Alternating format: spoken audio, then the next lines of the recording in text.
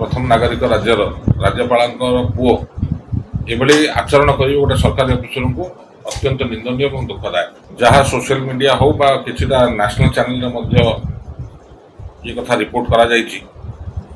जे माननीय ओडिशा राज्यपाल जे पुओ अछंती ललित कुमार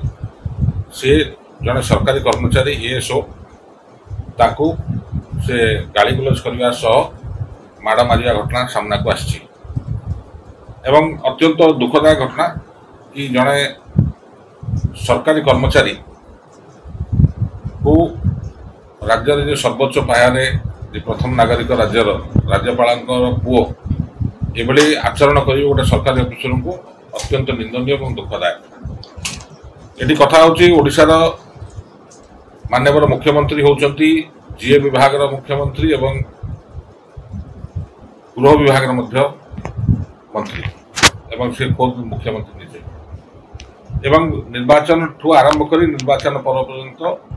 बहुत कथा न्याय कथा कही आसछंती साधारण लोगों कथा बुझे बोली कही आसछंती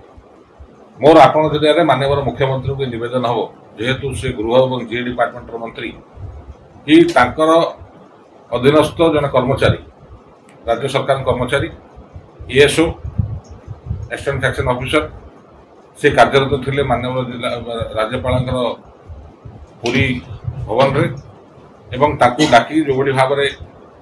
पुओ एसल्ट कर संक्रांत से पुरी थाना एतला देइछंती मानवाधिकार कमिशन पक्षर याचिका दायर कराई सी भी ग्रहण कर रिसीप्टा 7 तारीख रु आज होगला 13 तारीख ना ये संक्रांत एफआईआर देला पुलिस कौन पचरा उचरा कर से संक्रांत जहाँ धारावाहिक कार्यक्रम हवा कथा विधिवत कार्यक्रम हवा कथा पुलिस तरफ से या पक्षर कारण कौन और रहस्य कौन जो कथा आप मत आगुरी पचारे ब्राह्मण को माकड़ मारे दोष ना जदि राज्यपाल सुपुत्र जदि सरकारी कर्मचारी को यह भाव दुर्व्यवहार करेंगे आक्रमण करेंगे मारधर करेंगे और ताकू जदि राज्य सरकार शास्ति दे पार ना जो कथा कहशार जनसाधारण को न्याय दिज्व यहाँ केतुर शाणित हम और केतुर या लोक विश्वास करेंगे सरकारी कर्मचारी सरकार को विश्वास करेंगे एक प्रश्नवाची विभिन्न समय आम राजनीतिक दल मैंने आम कर्मकर्ता माने ब्लॉक स्तर तो हो कि तहसिल हो कि जिला स्तर में अनेक समय सरकारी ऑफिसर सागर तेरीमेरी होता है किंतु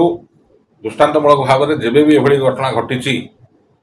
चाहे जिलापाल हूँ चाहे एसपी हूँ तत्कालीन मुख्यमंत्री हूँ सबु विहित कार्यानुष्ठान ग्रहण कर अद्यावधि सरकार ये घटनावली चुप कहीं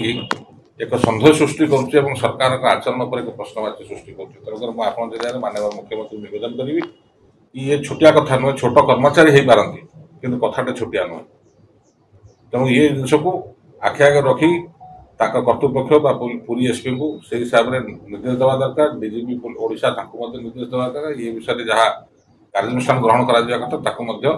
ओडिशार जनसाधारण अपेक्षा करछंती कि कौन राज्य सरकार या विहित पदक्षेप नौछंती।